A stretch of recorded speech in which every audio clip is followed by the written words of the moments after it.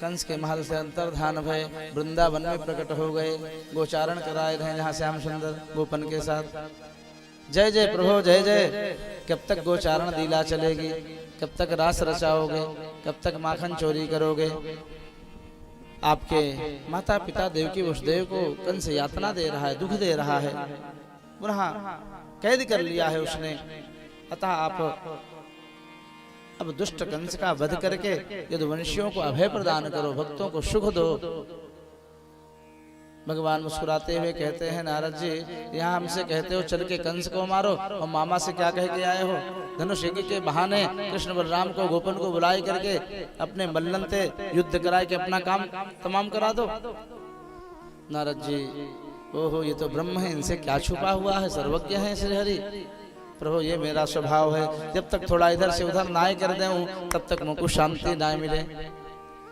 और इस प्रकार से सज्जनों आज नारद जी इतना भी कहे, हे प्रभु अपने दिव्य तपोबल से योग बल से ये भी देख रहे हैं कि परसों के दिन आप जा करके और मामा कंस का वध करेंगे, मथुरा में अनेकानेक प्रकार की लीलाएं करेंगे, गुरुकुल में जाएंगे विद्या अध्ययन के लिए, आपकी दिव्य द्वारका लीला भी होगी, अनेकानेक प्रकार के आपके दिव्य लीलाओं का मैं अपने तपोबल से दर्शन कर रहा हूँ।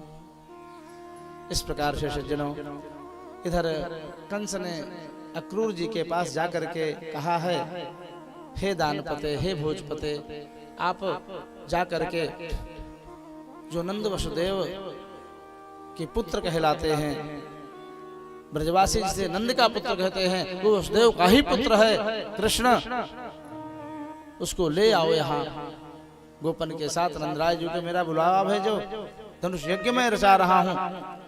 और जानते नहीं हो नारद जी ने मुझे बताया है ये कृष्ण ही देवकी का 8वां लाल है जो मेरा काल था, तुम लेकर के आओ यहाँ मैं मल्लों के द्वारा कृष्ण और बलराम का काम तमाम करा दूंगा, वध करवा दूंगा।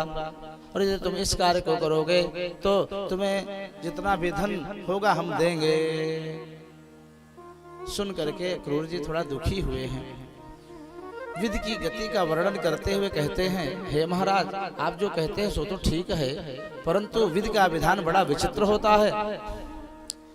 मनोरथान करोत्युच्चैः जनो दैवहतानपि युज्यते हर्ष शोकाभ्याम तथाप्याज्ञां करोमि ते।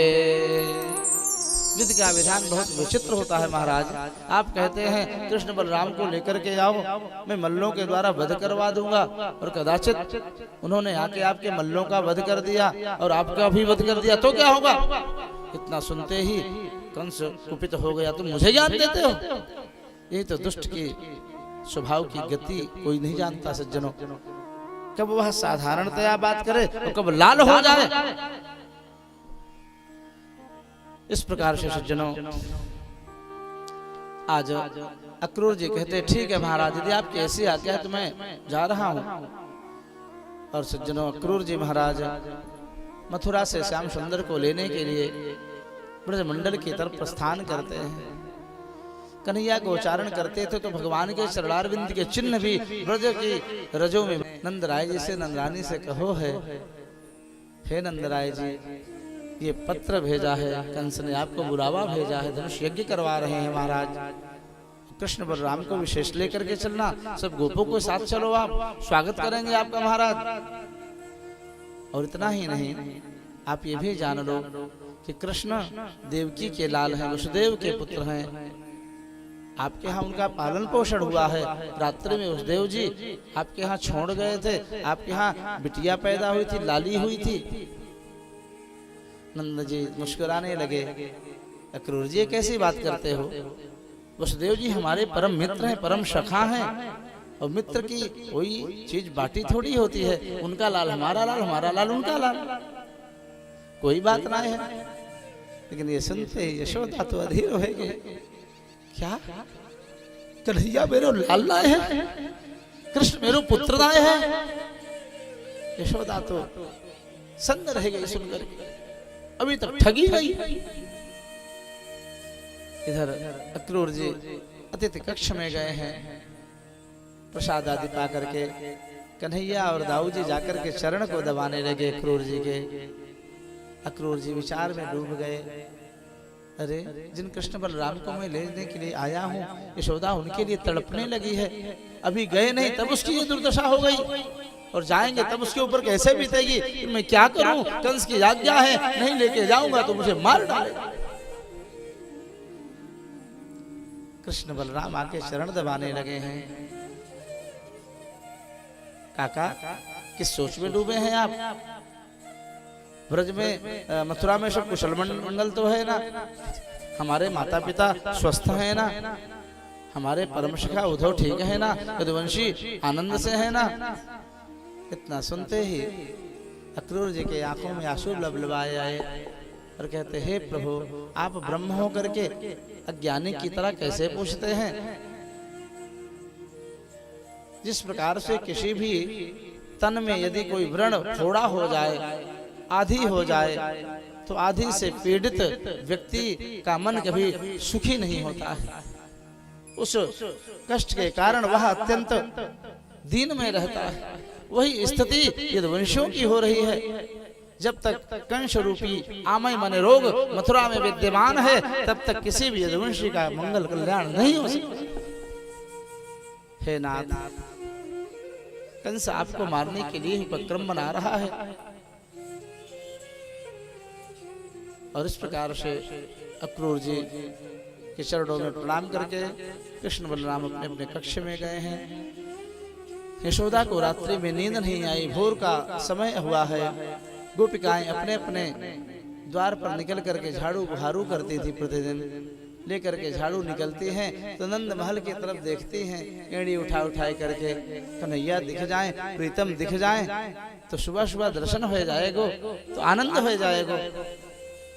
लेकिन आज नंद महल के सामने कन्हैया ना दिखे, एक स्वर्ण में सुंदर चमकता हुआ रथ दिख रहा है, अद्भुत। सखियों ने पूछा, गोपियों ने आपस में चर्चा क्यों है, ये रथ कहाँ से आयो, कौन आयो है? ये बात बिजली की तरह पूरे ब्रजमंडल में फैल गई। सज्जनों, अक्रूर जी आए हैं, कंस ने भेजा है। किस लिए? धनुष यज्ञ के बहाने कृष्ण बलराम को बुलावा भेजे हैं, कंस लेने के लिए भेजा है अक्रूर को। इतना सुनते ही गोपिकाओं को विश्वास न हुआ, हमारे प्रीतम श्याम सुंदर हमको छोड़ के कभी ना जाएंगे, हम में उनका इतना अनुरक्त है, प्रेम है, हमको छोड़ करके कन्हैया कभी नहीं जाएंगे मथुरा।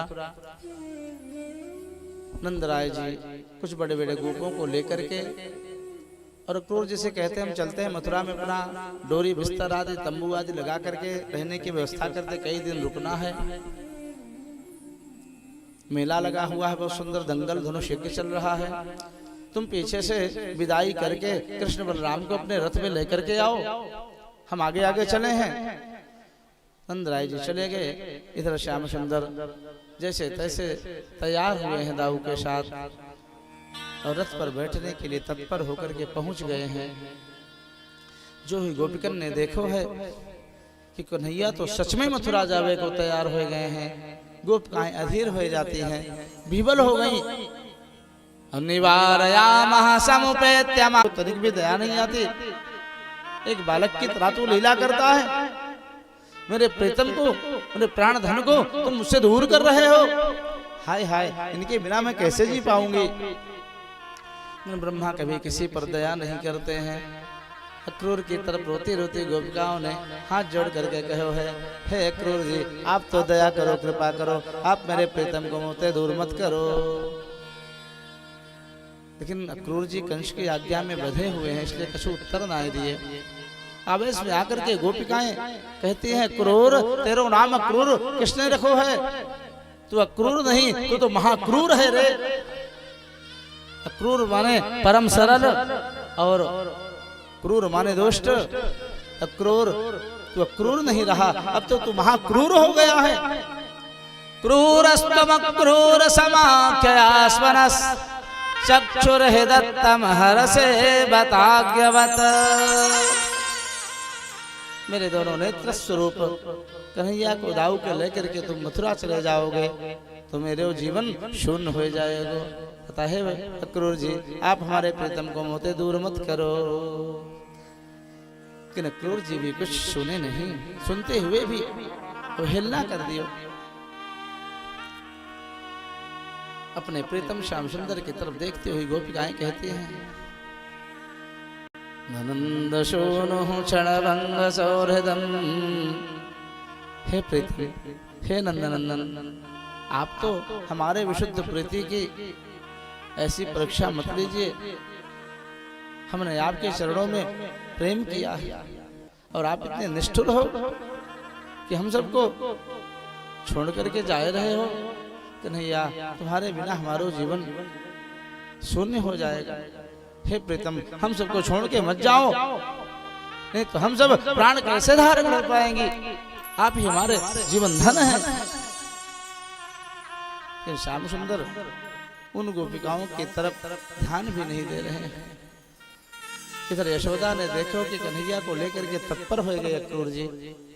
लगाम थोड़ा खींचा, घोड़ा खटपट खटपट आगे बढ़े। यशोदा अपने हाथ में माखन को कटोरा लेके बेचारी बुढ़िया यशोदा भागती हुई चिल्लाती हुई आ रही, कन्हैया कन्हैया लाला, निकसो रुक जा, माखन खाए जा लाला। अपनी मैया के ऐसे आर्त स्वर को सुन करके श्याम सुंदर रस से कूद पड़े। मैया के पास पहुंचे, मैया गिर गई थी मारी और रोते हुए यशोदा को बैठाया और श्याम सुंदर उनके आंसुओं को पोंछते हुए कहते हैं, माँ मैया तुम चिंता मत करो, मैं आऊंगा। और इस प्रकार से सांत्वना दे करके श्याम सुंदर रथ पर बैठते हैं। किशोरी राधा रानी मूर्छित होकर के गिर पड़ी। फिर से श्याम सुंदर ने राधा रानी को आश्वासन दिया, हे किशोरी, जो आप हैं वही मैं हूं, जो मैं हूं वही आप हैं। हम में आप में तनिक भी भेद नहीं है, तत्वता हम दोनों एक ही हैं। अब बोध को प्राप्त करो। हमारा अवतार मात्र माखन पाने के लिए, गोचारण करने के लिए नहीं है, विनाशाय च दुष्कृताम, दुष्टों के संहार के लिए भी है। अब अपने आप को संभालो, मुझे आगे की लीला बढ़ानी है। इस प्रकार से श्याम सुंदर रोती विलकती हुई गोपिकाओं को सांत्वना देकर के जाने को तत्पर हो रहे हैं। शुकाचार्य महाराज कहते, हे राजेश परीक्षित, एवं ब्रुवाणा विरहातुराभृशम व्रजस्त्रयः कृष्ण विषक्त मानसाः विसृज्य लज्जां रुरुदु स्म सुश्वरं गोविंद दामोदर माधवेति। हे कृष्ण हे माधव हे सखेति, हे कृष्ण हे यादव हे सखेति। गोपिकाएं रुदन करते हुए श्याम सुंदर से प्रार्थना करती हैं। आज भगवान ने ऐसे दिव्य वैराग को धारण किया कि उनकी तरफ देखते भी नहीं। और रथ के लगाम को क्रूर जी ने भगवद आज्ञा को सुन करके खींचा। घोड़े खड़पड़ खड़पड़ खड़पड़ करते हुए चलने को तत्पर हुए हैं। गोपिकाएं रोते रोते श्याम सुंदर से कहते, कन्हैया यदि मैं ऐसा जानती कि तुम इतने निष्ठुर हो जाओगे तो हम तुम्हारे चरणार विंद में प्रीति न करती, पूरे नगर में ढिढोरा पीट देती। किस कपटी कृष्ण से कोई प्रेम मत करियो, ये पक्को छलिया है। यदि मैं ऐसा